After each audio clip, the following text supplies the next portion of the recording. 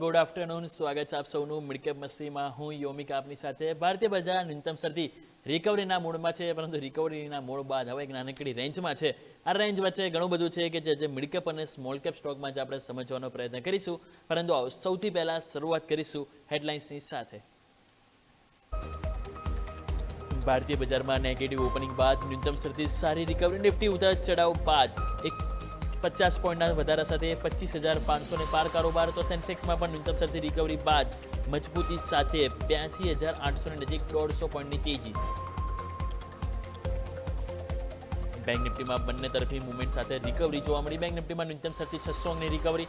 Bank નિફ્ટીમાં recovery બાદ 200 અંકની તેજી સાથે 60,500 તરફ પહેલ જોવા મળી. બેંક નિફ્ટીમાં 14 સ્ટોકમાંથી 5 સ્ટોક પોઝિટિવ, તો 9 સ્ટોકમાં ઘટાડા સાથે કારોબાર. એસબીઆઈ, યુનિયન અને ફેડરલ બેંકમાં દબાણ, તો બીજી તરફ એચડીએફસી બેંક અને એક્સિસ બેંકથી મળ્યો સપોર્ટ.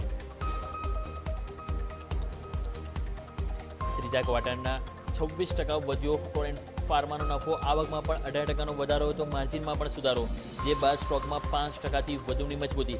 બીજી તરફ ફોર્ટિસનો નફો 22% ઘટ્યો, જો કે માર્જિન અને આવકમાં સુધારો, પરંતુ સ્ટોકમાં 1.5%થી વધુનો ઘટાડો. કેપિટલ માર્કેટ શેરોમાં વેચવાલી વધી. આરબીઆઈએ પ્રોપરેટિંગ માર્જિન વધારી કડકાઈ. બેંકે 100% કોલેટરલ વિના ફંડિંગ નહીં આપી શકે, જે જાહેરાત બાદ કેપિટલ માર્કેટ સ્ટોકમાં થઈ પીટાઈ. Bombay stock exchange, Angel One, Groww અને એમસીએક્સમાં 4%થી વધુનો ઘટાડો. મિડકેપ 100 અને સ્મોલ કેપ 100 ઇન્ડેક્સમાં પણ ઘટાડા બાદ ન્યૂનતમ શરતી રિકવરી આવી. મિડકેપ 100 અને સ્મોલ કેપ 100માં હાલ ફ્લેટ કારોબાર. મિડકેપ 100માં 35 સ્ટોક પોઝિટિવ, તો 65 સ્ટોકમાં ઘટાડા સાથે કારોબાર. જીએમઆર એરપોર્ટ, દિક્સન ટોપ ગેઇનર્સમાં, તો ગોડફ્રે ફિલિપ્સ અને પીઆઈ ઇન્ડસ્ટ્રીઝ ટોપ લૂઝર્સમાં સામેલ.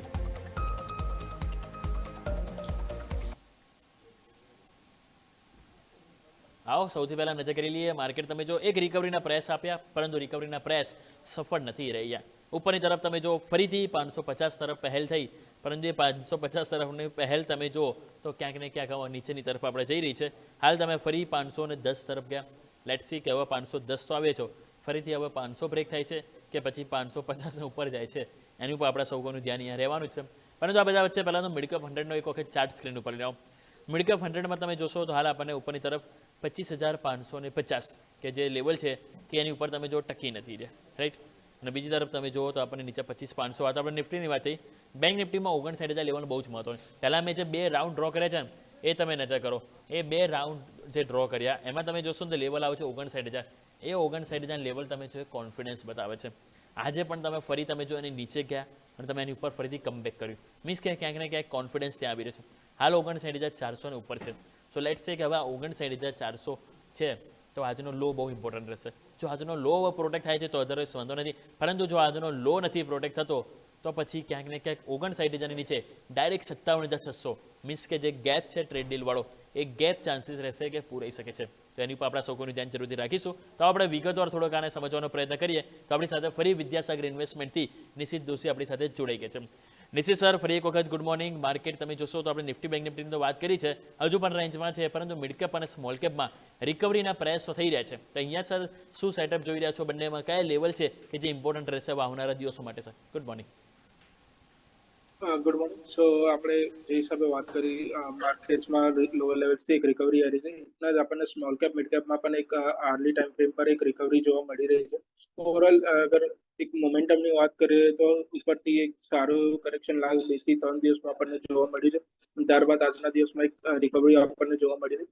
તો ડેફિનેટલી આ મોમેન્ટમ આપણને કન્ટિન્યુ રહી શકે છે. સ્મોલ કેપ મિડ કેપ બેઉમાં એક સારું અપસાઇડ આપણને જોવા મળી શકે છે. મિડ કેપ ઇન્ડેક્સની વાત કરી લઈએ તો આજના દિવસનો જે હાઈ છે 59,540 નો, એ અગર એના અભાવ અગર મિડ કેપ ઇન્ડેક્સ સસ્ટેન કરે છે તો આપણને હજી 200 થી 300 પોઈન્ટની અપસાઇડ આમાં જોવા મળી શકે છે. સ્મોલ કેપ ઇન્ડેક્સની પણ વાત કરીએ તો જે હિસાબે લોઅર લેવલ્સથી રિકવરી જોવા મળી છે, એક 17,000નો લેવલ એક ક્રુશિયલ સપોર્ટના રીતે કામ કરી રહ્યું છે ડેલી ટાઈમ ફ્રેમ પર.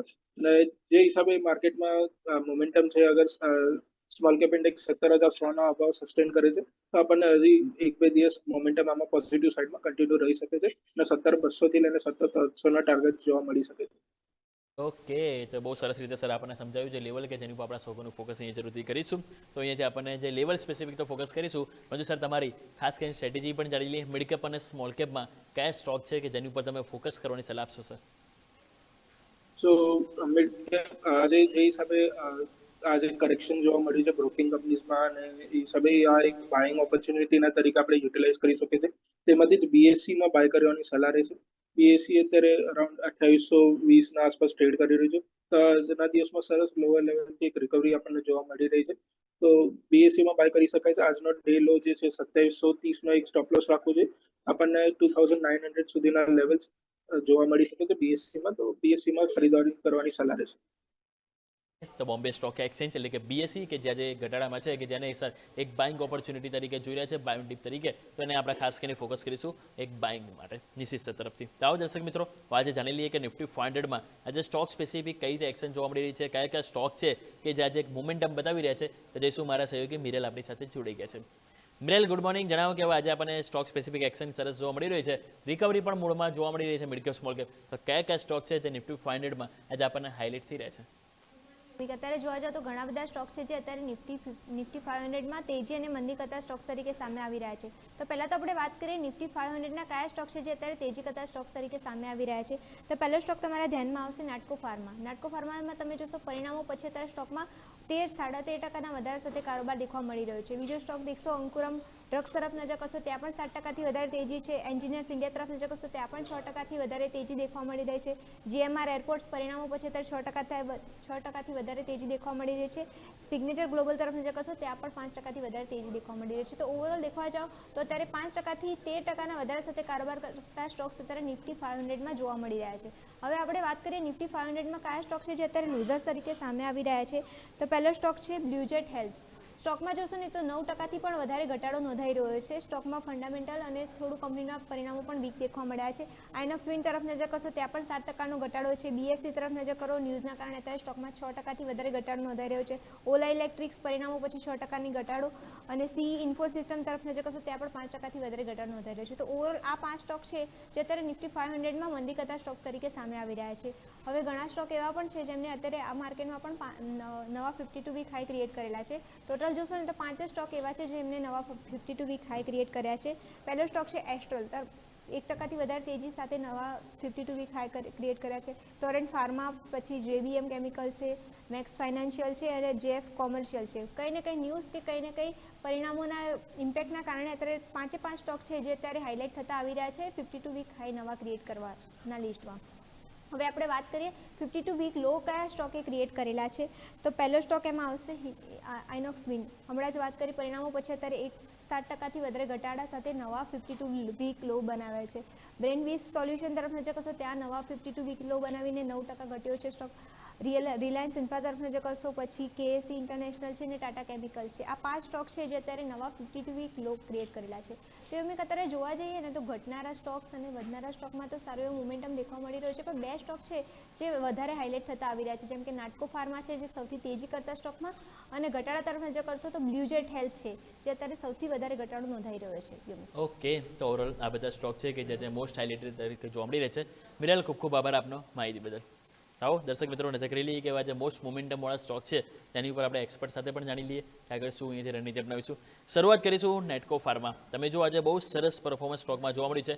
ચાર્ટ ઉપર પણ તમે જો સરસ તેજી છે, અને ઇવન તમે જોશો તો આપણને અહીંયા ક્યાંક ને ક્યાંક જે સમાચાર આવ્યા હતા પહેલાં તો એ સ્ક્રીન ઉપર લઈને નેટકો ફાર્માના કંપનીએ તમે જોશો તો જે CDSO દ્વારા જે જેનેરિક જે તમે જોશો એ જે એક દવા છે કે ઇન્જેક્શન છે કે જેના માટે સ્પેશિયલી એમને મંજૂરી આપવામાં આવી છે.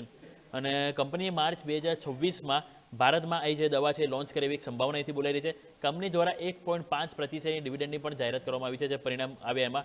અને કંપનીએ જે તમે જોશો તો FDA દ્વારા ચેન્નઈ યુનિટમાં તમે જોશો એક ઓબ્ઝર્વેશન આપવામાં આવ્યા હતા, અને હાલમાં ચેન્નઈ યુનિટની પણ મંજૂરી મળી ગઈ છે.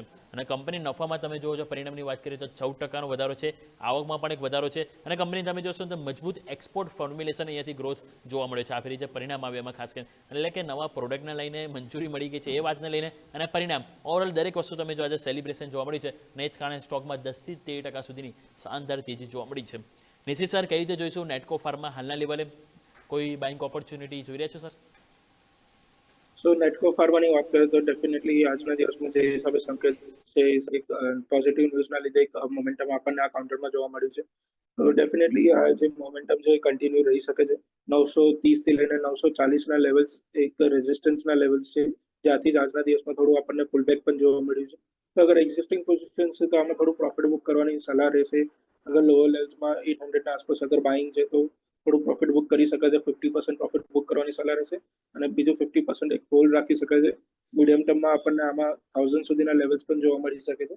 તો ફ્રેશ એન્ટ્રી માટે થોડું અવોઇડ કરવું છે. એક્ઝિસ્ટિંગ પોઝિશન હોય તો 50% પ્રોફિટ બુક કરવાની સલાહ રહેશે. પ્રોફિટ બુકિંગ માટે પણ અહીંથી વિચાર કરવાની સલાહ બની છે નેટકો ફાર્મા. નેક્સ્ટ સ્ટોક આપણે જો નજર કરીએ તો આપણે આજે ટોન ફાર્મામાં પણ બહુ સરસ સેક્શન જોવા મળી છે. જો ઓલરેડી સર પાસે આપણે એફ એન્ડ ફંડામાં વાત કરી લીધી કે એમાં પણ તમે જો મોમેન્ટમ છે. આઇનોક્સ વિન્ડ એક વખત નજર કરીએ તો ત્યાં એક વખત મોમેન્ટમ તમે જો તો આઇનોક્સ વિન્ડમાં પણ આજે હાલ તમે જોશો તો 5.5% કડાકો છે. 106 રૂપિયા ક્લોઝિંગ હતું ગઈકાલનું. આજે એક ટાઈમ 106 રૂપિયા પણ હતો. ઓપનિંગ પણ તમે જો ફ્લેટ થયો. ફ્લેટ ઓપનિંગ બાદ સ્ટોકમાં ઘટાડો આવ્યો. એક ટાઈમે તમે જો 97 રૂપિયા જઈને આવ્યો, એટલે કે ઓલમોસ્ટ 9% કરેક્શન સ્ટોકમાં જોવા મળ્યું છે આજે દિવસ દરમિયાન. આવક કંપનીની 33% વધી હતી. ઇબિડા તમે જો 38% વધ્યા હતા. માર્જિન પણ તમે જો 100 બેસિસ પોઈન્ટ વધ્યા હતા. પરંતુ પરિણામ બાદ તમે જો ક્યાંક ને ક્યાંક આજે સ્ટોક મોમેન્ટમ નેગેટિવ જોવા મળી રહ્યું છે.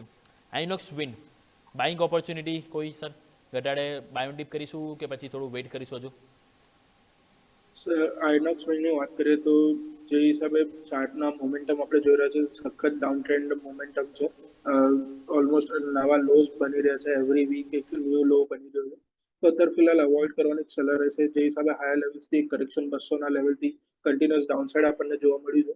તો ડાઉન ટ્રેન્ડ હજી એન્ડ થતા તો જોવા નથી મળી રહી. એક સાઇડવેઝ કન્સોલિડેશન યા એક રિકવરી પણ આપણને ચાર્ટ્સમાં જોવા નથી મળી. તો અત્યારે ફિલહાલ અવોઇડ કરવાની સલાહ રહેશે. અગર આ કાઉન્ટર 95 ના નીચે સસ્ટેન કરે છે તો હજી પણ આમાં આપણને વીકનેસ જોવા મળી શકે છે. તો અત્યારે ફિલહાલ અવોઇડ અને વેટ એન્ડ વોચ કરવાની સલાહ રહેશે આઇનોક્સ વિન્ડ. જેમ નિશિત સર આપણને જણાવે એ પ્રમાણે આપણે ફોકસ જરૂરથી કરીશું.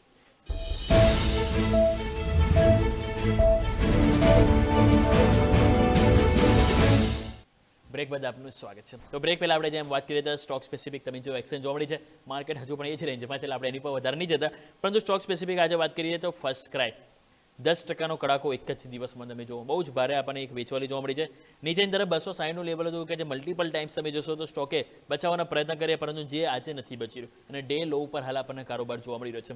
ફર્સ્ટ ક્રાય કઈ રીતે જોઈ રહ્યા છો નિશી સર? ઘટાડો આવી રહ્યો છે.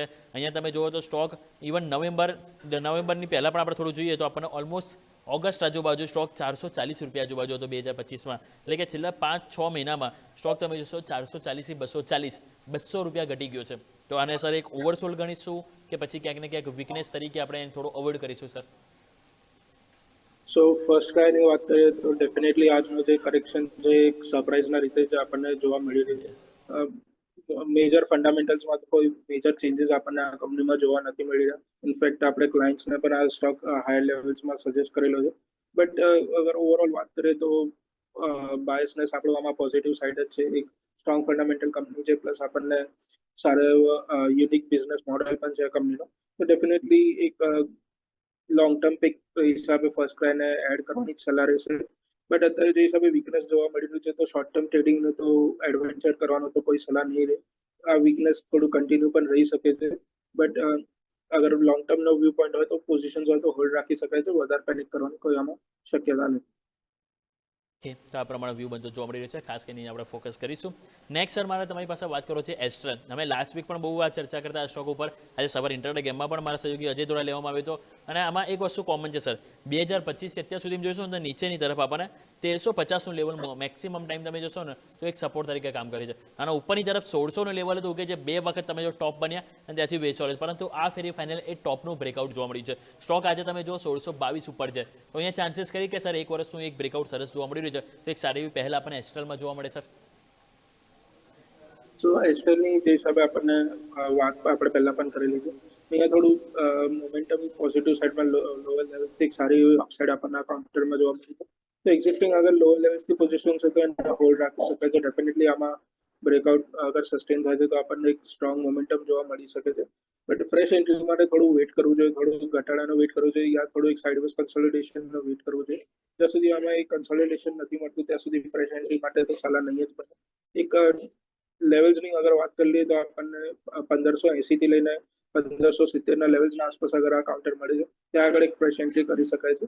એક્ઝિસ્ટિંગ પોઝિશન તો એને હોલ્ડ રાખવું જોઈએ. સારો એવો ઓપ્શન આપણને મીડિયમ ટર્મમાં જોવા મળી શકે. કે તો વ્યૂ એક પોઝિટિવ જોવા મળી રહ્યું છે જેની પર આપણે સૌનું ધ્યાન જરૂરથી રાખીશું. નેક્સ્ટ જો આપણે વાત કરીએ તો સર એક ZF CB ઇન્ડિયા નજર કરો. અહીંયા પણ જોઈશું તો સર 22 તારીખથી અત્યાર સુધી જોઈએ, 22 ડિસેમ્બરથી અત્યાર સુધી સર ચાર્ટ ઉપર ડેલી ચાર્ટમાં એક sir inverted head and shoulder જેવું પેટર્ન આપણને બધી જોવા મળી રહી હતી અને એનું ફાઇનલી બ્રેકઆઉટ એક આપણને જોવા મળી રહ્યું છે. કઈ રીતે સર તમે જોઈ રહ્યા છો સર ચાર્ટ ઉપર કોઈ લાગે છે કે સેટઅપ આજે ઓલરેડી સ્ટોકમાં નવા હાઈ પણ રેકોર્ડ હાઈ પણ બની રહ્યા છે, તો આગળના દિવસોમાં આપણે સ્ટોકને કઈ રીતે નજર કરીશું સર? સ્ટોકનું નામ રિપીટ કરશો?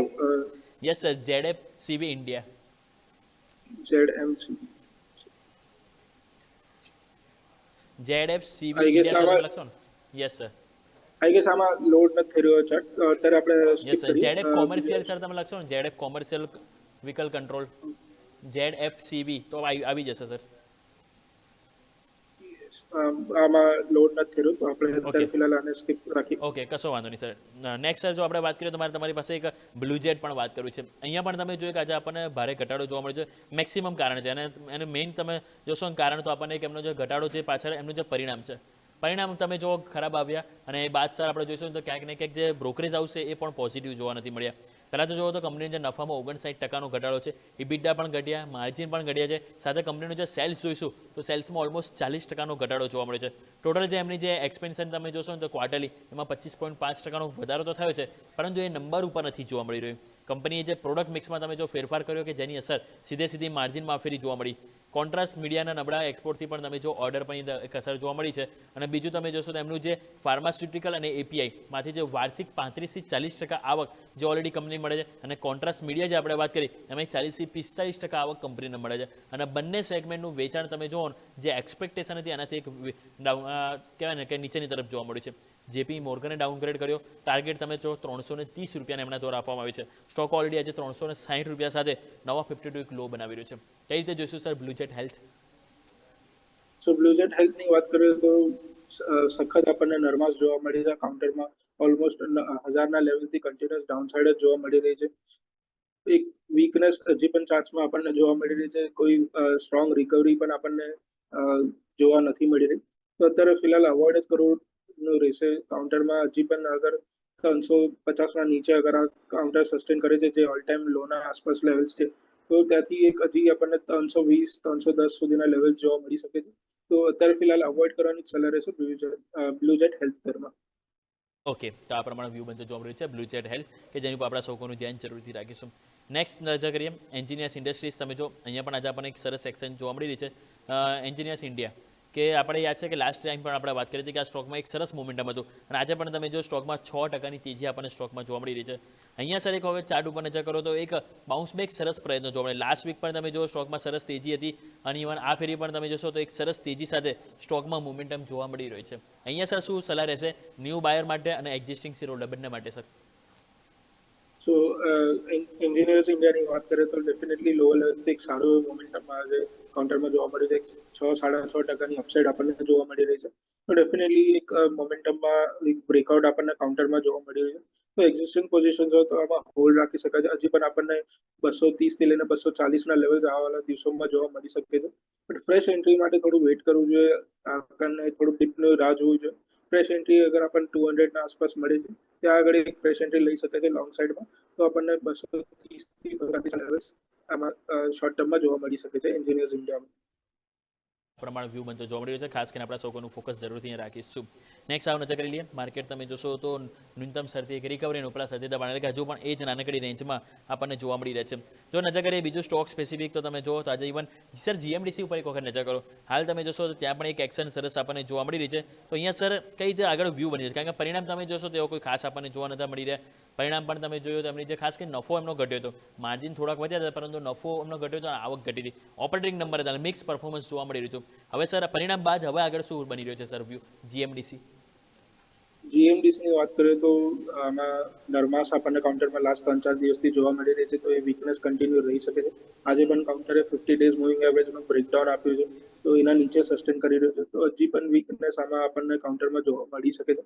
એક ઇમ્પોર્ટન્ટ સપોર્ટની વાત કરી લઈએ તો અરાઉન્ડ 500ના લેવલ છે, 500 થી લઈને 520ના લેવલ. તો ત્યાં આગળ આવે છે, ત્યાં આગળ એક ફ્રેશ એન્ટ્રી કરી શકાય છે. ત્યાં સુધી અવોઇડ કરવાની સલાહ રહેશે. વીકનેસ કન્ટિન્યુ રહી શકે છે GMDCની.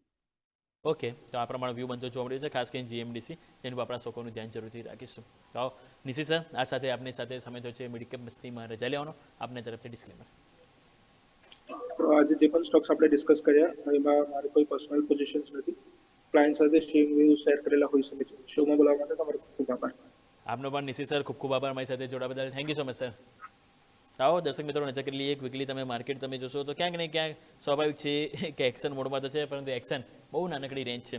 હાલ તમે જોશો તો આપણને એક્શનમાં નિફ્ટી તમે જો 500 લેવલ છે કે જે જાળવી રાખવાનો પૂરેપૂરો પ્રયત્ન કર્યું છે. બી તરફ તમે નજર કરશો તો બેંક નિફ્ટી 60,400 લેવલ જાળવી રાખવાનો પ્રયત્ન કર્યું છે, પરંતુ આ પ્રયત્નોમાં હવે એક્શન તેજીની જોઈએ છે, કોન્ફિડન્સની જોઈએ છે, જે ક્યાંક ને ક્યાંક હાલ થોડીક થાક ખાઈ રહી છે.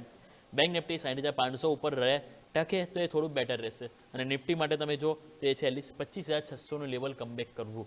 500ની લેવલ મેક ઓર બ્રેક લેવલ છે, જેની ઉપર પણ જઈ શકે છે, નીચે બી જઈ શકે છે. એટલીસ્ટ કોન્ફિડન્સ માટે 25,600 લેવલ છે કે જેની ઉપર ટકવું જરૂરી છે.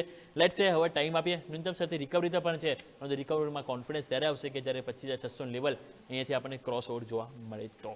આવો દર્શક મિત્રો, આ સાથે મિડકેપ મસ્તીમાં સમય થયો છે રજા લેવાનો. આગળ મારા સહયોગી અજય આપની સાથે જોડાશે, જેમાં મની ક્યુનમાં આપણે ઘણું બધું ચર્ચા કરીશું કે જે દર્શક મિત્રો તરફથી જે ક્વેરીઓ આવી છે, એક સવાલ છે કે જે એમણે ખરીદી કરવી ના કરવી, એની ઉપર આપણે ઘણું બધું ચર્ચા કરીશું આપણા સીબી રજિસ્ટર્ડ એક્સપર્ટ સાથે. પરંતુ આવો મિડકેપ મસ્તીમાં સમય થયો છે રજા લેવાનો. મને ઓમિકને આપશો રજા આગળના અપડેટ્સ માટે. આપ જોડાઈ રહો ન્યૂઝ કેપિટલ માર્કેટ સાથે, કારણ કે અમે છીએ નફાનું નવું સરનામું.